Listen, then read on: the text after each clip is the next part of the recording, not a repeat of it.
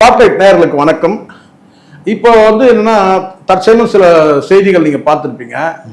விஜய் கர்ப்பிணி பெண்கள் பள்ளி மாணவர்கள் மாநாட்டுக்கு வர வேண்டாம் அப்படின்னு சொல்றாரு. கடந்த முறை இதே மாதிரியான இவர் சில அறிவிப்புகள்லாம் கொடுத்தாரு. ஆனா அதை யாரும் கேட்கவே இல்லைன்னு வச்சுங்களேன். இப்போ நானும் கூட மதுரைக்கு போயிருந்தேங்க ஒரு 4 நாளுக்கு முன்னாடி.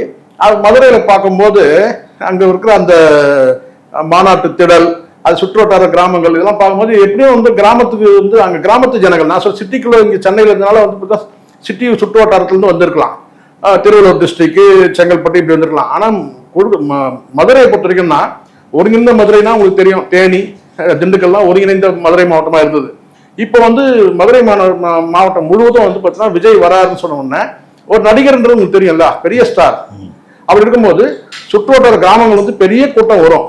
இவர் என்னதான் கர்ப்பிணிகள் வர வேண்டாம், பள்ளி மாணவர் வர வேண்டாம்னு சொன்னாலும் கண்டிப்பா அந்த கூட்டம் நிறையதான் போகுது. அந்த கூட்ட ஏற்பாடுகள் இவங்க செய்யறது மூலமா அல்லது பார்த்தீங்கன்னா காவல்துறையோடு இணைஞ்சு இவங்க செயல்பட்டால் மட்டுமே தான் அந்த கூட்டங்களை கண்ட்ரோல் பண்ண முடியும்.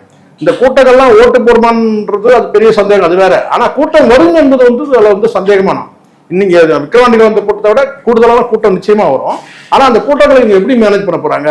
ஏற்கனவே இவங்க சாப்பாடு போட்டதெல்லாம் தெரியும். ஒரு அறுசுவை உணவுலாம் போட்டாங்க விக்கிரவாண்டியில. என்னன்னு கேட்டீங்கன்னா டைகர் பிஸ்கட்டும் மேரி பிஸ்கட்டும் அதுவும் கூட பார்த்தீங்கன்னா எப்படி தூக்கி போட்டாங்கன்னா தெரியும். அந்த மாதிரி ஏற்பாடு பண்ண ஒரு பெரிய கூட்டம் வருதுன்னா அதுக்கான செலவினங்களை பண்ணி அதுக்கான இடத்தை ஒதுக்கி அங்க உணவா இருக்கட்டும் அல்லது அந்த கூட்டங்கள் வரும்போது பார்த்தீங்கன்னா சேர்கள் பார்த்தீங்கன்னா இரும்பு சேர்ல போட்டாங்கன்னா தான் வசதி.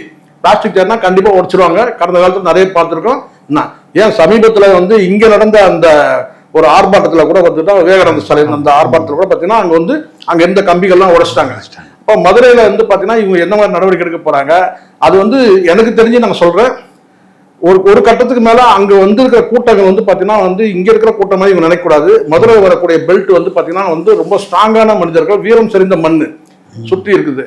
அதனால அங்க தள்ளுமுள்ளு ஏற்பட்டு ஒரு கலவரம் ஆகாத அளவுக்கு இவங்க பாத்துக்கணும். அங்கேயே பாத்தீங்கன்னா என்ன எனக்கு உனக்குன்னு சொல்லிட்டு அங்க ஒரு மோதல் போக்கு வந்துச்சுனாக்கா மிகப்பெரிய அது கலவரமாவதுக்கான வாய்ப்பு இருக்கு. அதனால அந்த மாதிரி ஆகாம ஒரு என்ன சொன்னா நீங்க சொன்ன மாதிரி இவர் சொல்ற ராணுவ கட்டுப்பாடோடு நடந்துக்கணும்னு சொல்லிட்டு சிரிப்புலாம் அதை கேட்கும் போதே நம்ம பார்த்தோம்ல என்ன ராணுவ கட்டுப்பாடெல்லாம் இங்கேயும் பார்த்தோம், இங்க விக்கிரவாண்டிலையும் பார்த்தோம், விவேகானந்த சாலையிலையும் பார்த்தோம் ராணுவ கட்டுப்பாடு. சோ அதனால எனக்கு அதுல நம்பிக்கை இல்லை. அங்க யாருடைய உயிர் சேதமும் ஏற்படாம கலவரம் ஏற்படாம இருக்கணும்ன்றதுதான் என்னுடைய கருத்து. பொறுத்திருந்து பார்க்கலாம் இது எந்த அளவுக்கு இவருடைய மாநாட்டை இவங்க ஒழுக்கமான முறையில நடத்துவாங்கன்னு சொல்லிட்டு. இதுக்கிடையில உங்களுக்கு தெரியும் நினைக்கிறேன் சீமான் அவருடைய பேச்சு. ஸோ சீமானுடைய பேச்சுன்னு கேட்டினா அணில்கள்லாம் ஓரம் போட்டோம் அப்படின்ற மாதிரி சொல்றாரு. புலி வேட்டைக்கு போது அணில்கள் குறுக்க நடுக்க ஓடிட்டு இருக்கு அப்படின்னு சொல்லிட்டு அவர் புலி வேட்டைன்றது யாரை சொல்றாருன்றது தெரியல. ஆனா அணில்கள் சொல்லும் போது பாத்தீங்கன்னா டிவிக்கு தான் சொல்றாருன்னு சொல்லிட்டு ரெண்டாவது நேரடியாவே சாட ஆரம்பிச்சிட்டாரு சீமான். இதுக்கு இந்த மாநாட்டில் என்ன பதிலடி கிடைக்கும்? பதில் சொல்லுவாங்களா இல்ல இந்த அணில்கள் பதுங்கி போவாங்களா புலியை பார்த்து அப்படின்ற மாதிரி இருக்கு. சோ எனக்கு என்னுடைய பார்வையில நான் சொல்றேன்னு கேட்டீங்கன்னா இன்னும் கூட பாத்தீங்கன்னா இவங்க கல அரசியல்ல இறங்கணும். ஒரு காட்சி பொருளாவே விஜய் வச்சிருக்கிறாங்க. அதனாலதான் பார்த்தா துப்புரவு பணியாளர்கள் வீட்டு கூட்டு பண்ணாரு. அவர் காட்சி பொருள் கிடையாது, அவர் ஒரு தலைவர்னு சொல்லிட்டு நிரூபிக்கணும். அப்ப தலைவர் சொல்லி நிரூபிக்கணும்னா நான் கேட்டா களத்துல தொடர்ச்சியா இருக்கணும். வெறும் மேடையில காணக்கூடிய ஒரு அரிய பொருளாவே இவரை காட்டிட்டு இருக்கிறாங்க. அதுக்கு முக்கிய காரணம் அங்க இருக்க வியூக அமைப்பாளர் தான் நான் நினைக்கிறேன். ஏன்னா அவர் ஒரு கல்ட்டு, அவர் காண கிடைக்காத ஒரு பெரிய அபூர்வ பிறவி. அவர் எல்லாரும் பாத்தீங்கன்னா நீங்க எல்லாம் வாயில தான் சாப்பிடுவீங்க, அவர் வாயால சாப்பிட மாட்டாரு, வேற ஏதாவது சாப்பிடுவாருன்ற மாதிரி இருக்கு. அவருக்கு பாத்தீங்கன்னா உங்களுக்கு எல்லாம் 2 கண்ணு, ஆனா அவருக்கு 4 கண்ணு, உங்களுக்கு எல்லாம் 2 கை, அவருக்கு 6 கை, உங்களுக்கு எல்லாம் 2 கால், அவருக்கு எல்லாம் 8 கால், இப்படி சொல்ற மாதிரி இருக்கு. அவரும் நம்மளை போல மனிதர் தான். சக மனிதரா பாத்தீங்கன்னா மக்கள் கிட்ட புழங்க விட்டாலே இந்த மாதிரியான என்ன சொல்றீங்க இந்த நெருக்கடிகள் இந்த மாதிரி இப்போ இந்த ராணுவ நடவடிக்கை சொல்றாரு பாத்தீங்களா, ராணுவ நடவடிக்கையோட நீங்க வரணும். இந்த ராணுவ நடவடிக்கை எல்லாம் தேவையில்லை. இயல்பா மக்கள் வருவாங்க, இவரை பார்ப்பாங்க, போயிடுவாங்க. இங்க ராணுவ ஒழுக்கம்ன்றது அவருக்கு என்னன்னு முதல்ல அவருக்கு தெரியணும். கடந்த காலத்துல எந்த வகையில நீங்க ஒழுக்கமா வச்சிடல. நீங்க இப்ப இருக்கிறது எல்லாமே விஜய் ரசிகர்கள். விஜய் ரசிகர்கள் நீங்க ஒழுக்கமா வச்சிருந்தீங்கன்னா இந்த ராணுவ ஒழுக்கம் சொல்ல வேண்டிய அவசியம் இல்லைல்ல. அப்ப ரசிகர்களாவே ஒழுக்கம் இல்லாம வச்சுட்டு இப்ப கட்சி ஆரம்பிச்ச பிறகு நீங்க ஒரே நாள்ல மாறுடான்னா எப்படி மாறுவான்? அதனால ராணுவ ஒழுக்கம்லாம் தேவையில்லை, சாதாரண ஒழுக்கத்துல வந்தாலே போதும். பொறுத்திருந்து பார்க்கலாம் இவர் எந்த அளவுக்கு இவர் அந்த மாநாட்டை வந்து வெற்றிகரமா முடிக்கிறாரு, அங்க வந்து எந்த மாதிரியான நிகழ்வுகள் வந்து ஏற்பட போகுதுன்றத நம்ம பார்க்க தான் போறோம். சரி, இப்ப பிஜேபி வந்து அதிமுகவை அப்படிப்பட்ட பலசமான அதிமுகவே ஒரு டார்கெட் பண்ணி தன்னோட இணைச்சிடுச்சு. இவர் இவ்வளோ இன்கம் டேக்ஸ் அது இதெல்லாம் இருக்கிறதுனால இவரை வந்து கடைசி நேரத்தில் அவங்க கூட்டணியில் சேர்க்க வாய்ப்பு இருக்கா?